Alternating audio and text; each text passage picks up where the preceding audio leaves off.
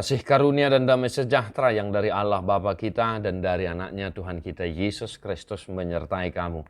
Amin. Shalom Mamanginang, selamat pagi, salam parhorasan, salam sehat selalu dimanapun berada. Dan mari Bapak Ibu sesibuk apapun kita tetap setia mendengarkan firman Tuhan. Dan hari ini 1 Korintus 2 ayat 10. Aise manaung tumadda rohani debata asa ajaran na ibana. Alai rohani Kristusido anggo dihamid. Sebab siapakah yang mengetahui pikiran Tuhan sehingga ia dapat menasihati dia? Tetapi kami memiliki pikiran Kristus. Demikian firman Tuhan. Bapak Ibu Saudara-saudara, siapa yang mengetahui pikiran Tuhan? Siapa yang mengetahui rancangan Tuhan, rencana Tuhan? Rencana Tuhan bukan rencana kita dan rancangan kita bukan rancangan Tuhan. Seperti tingginya langit ke bumi, demikian perbedaan pemikiran itu antara pikiran manusia dan pikiran Tuhan. Nah, pertanyaannya kenapa Paulus menanyakan hal yang demikian, Bapak Ibu Saudara-saudara? Sesungguhnya pertanyaan ini berkaitan dengan hikmat dan kebijaksanaan yang boleh kita terima di dalam tuntunan roh Tuhan untuk menyikapi segala sesuatu yang terjadi dalam kehidupan kita. Kalau kita perhatikan di pasal 2 ini menyangkut hikmat dan kebijaksanaan dalam menyikapi segala sesuatu yang terjadi dalam kehidupan kita, yaitu semua rencana-rencana Tuhan yang boleh kita lihat, boleh kita rasakan, boleh kita saksikan. Hamo kadongan na hinaholongan di bagasan Yesus Kristus, pikiran Tuhan memang kita tidak tahu apa yang sesungguhnya.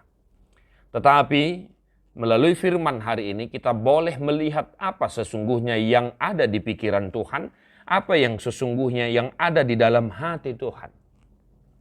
Paulus memberikan jawaban yaitu tetapi kami memiliki pikiran Kristus. Maka dalam menyikapi segala sesuatu yang terjadi dalam kehidupan kita, kita boleh memakai cara pandang Kristus, maka milikilah pemikiran Kristus dalam kehidupanmu. Sebab segala sesuatu sesuai dengan rencana Tuhan, yang terkadang kita tidak bisa telaah dengan pikiran kita. Itu sebabnya Paulus mengatakan, kalau kita perhatikan ayat 14 dan 15 sama ngenang, manusia duniawi tidak menerima apa yang berasal dari roh Allah. Manusia duniawi, pikiran kita, tidak akan bisa menerima, menelaah apa yang telah dilakukan, direncanakan oleh Allah.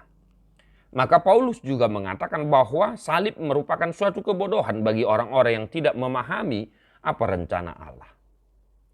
Maka kita boleh memakai pikiran Kristus dalam melihat rencana Tuhan. Dan Bapak Ibu Saudara-saudara, melalui ucapan Paulus ini, kita semakin tahu apa yang sesungguhnya yang ada di dalam pikiran Tuhan. Yang ada di dalam pikiran Tuhan, di dalam hati Tuhan adalah pengampunan dan kasih setia yang tidak ada habis-habisnya. Dan rancangan Tuhan bagi manusia, bagi umat manusia adalah rancangan damai sejahtera. Dan itu nyata di dalam Kristus Yesus yang telah mendamaikan kita, mengembalikan kita kembali kepada Allah sehingga kita tetap menjadi anak-anak Allah. Maka manami nanami hinaholongan di bagasan Yesus Kristus. Pakailah pikiran Kristus dalam menyikapi segala sesuatu. Milikilah kebijaksanaan hikmat yang daripada Kristus untuk menyikapi segala sesuatu yang mungkin terjadi di dalam kehidupan kita, dalam pekerjaan kita, dalam keluarga kita masing-masing. Ay di bagasan Kristus do, ujungna boy taboto sakap ni rohani debata.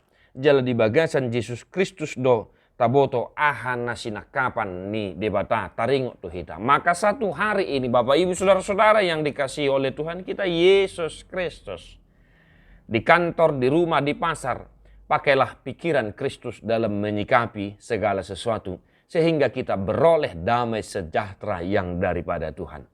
Maka tetap semangat amanginang dalam aktivitas hari ini, tetap andalkan Tuhan. Tedeoma buku de nomor 272 ayat 1.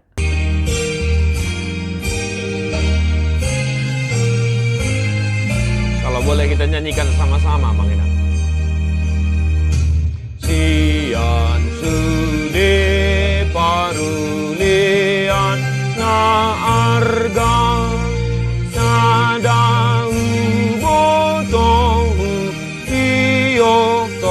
Tuhan